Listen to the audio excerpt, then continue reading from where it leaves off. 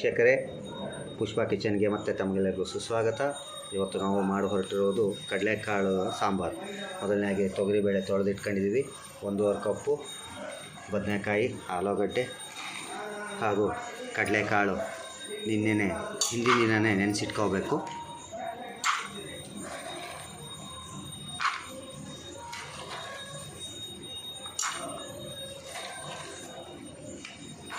ಐದು ಹಿಡಿ ಇವಾಗ ಕಡಲೆಕಾಳನ್ನ ಮಿಶ್ರಣ ಮಾಡ್ಕೊಂಡಿದ್ದೀವಿ ಬೇಳೆ ಜೊತೆಗೆ. ಈಗ ಹೆಚ್ಚಿಟ್ಟುವಂಥ ಬದನೆಕಾಯಿ ಮತ್ತು ಆಲೂಗಡ್ಡೆ ಎರಡನ್ನೂ ಮಿಶ್ರಣ ಮಾಡ್ಕೋಬೇಕು. ಈ ಒಂದು ತಮ್ಗೆಯಲ್ಲಿ ಅಂದರೆ 4 ಲೋಟ ನೀರು ಮಿಶ್ರಣ ಮಾಡ್ತಾಯಿದ್ದೀವಿ.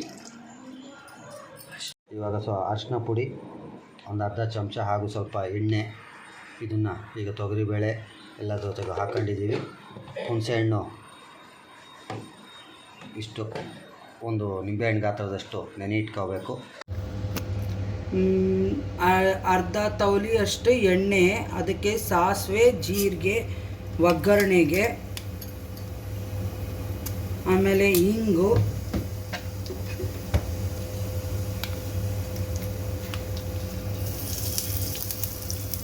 ಅದು ಒಂದು ಸ್ವಲ್ಪ ಚಟಪಟ ಅಂದ ತಕ್ಷಣನೇ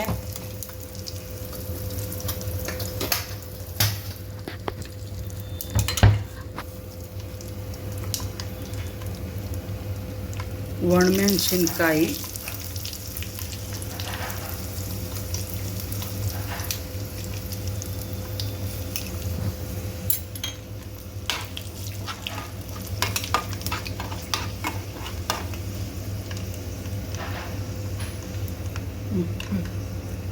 ಮತ್ತು ಈರುಳ್ಳಿ,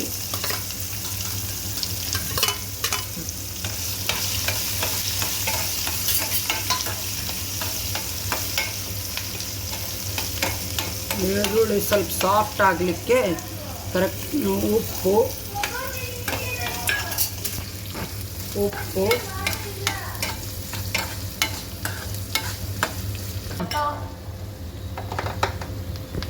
ಈಗ ಈರುಳ್ಳಿ ಸಾಫ್ಟ್ ಆಗಿದೆ. ಅದೇ ಟೊಮೊಟೊ ಅದನ್ನು ಸ್ವಲ್ಪ ಸಾಫ್ಟ್ ಆದಮೇಲೆ ಇನ್ನೇನು ನಾವು ಸಾಂಬಾರು ಪುಡಿ ಇದನ್ನು ಮಾಡ್ಕೊಂಡಿದ್ವಲ್ಲ, ಹುಳಿ ಪುಡಿ, ಟೊಮೊಟೊ ಸಾಫ್ಟ್ ಆದ ತಕ್ಷಣ ಹುಳಿ ಪುಡಿ ಹಾಕಬೇಕು. ಇವಾಗ ಸಾಂಬಾರ್ ಪುಡಿ ಹಾಕಬೇಕು.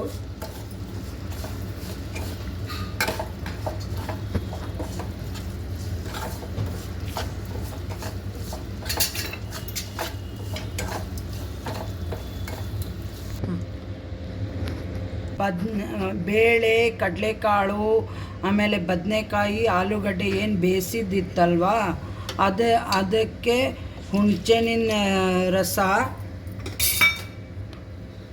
ಆಮೇಲೆ ಬೆಲ್ಲ, ಆಮೇಲೆ ಇದು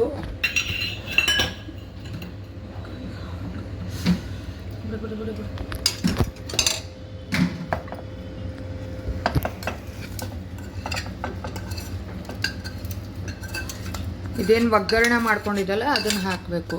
ಒಗ್ಗರಣೆ ಹಾಕಿ ನಿಮಗೆ ಎಷ್ಟು ಸಾಂಬಾರು ಲಿಕ್ವಿಡ್ ಬೇಕು ಅಷ್ಟು ಲಿಕ್ವಿಡ್ ಮಾಡ್ಕೋಬೋದು.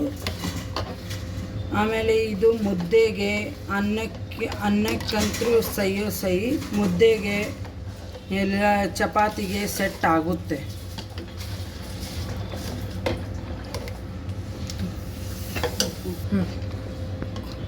ಇದು ಚೆನ್ನಾಗಿ ಕುದಿಬೇಕು. ಕುದ್ದ ನಂತರ ಫ್ಲೇವರ್ ಚೆನ್ನಾಗಿ ಬರುತ್ತೆ.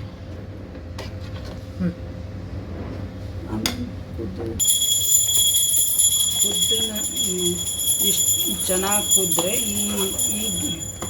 ಈ ಥಿಕ್ನೆಸ್ ಬರಬೇಕು. ಆವಾಗ ಸಾಂಬಾರು ಚೆನ್ನಾಗಾಗಿದೆ ಅಂತ. Thank you.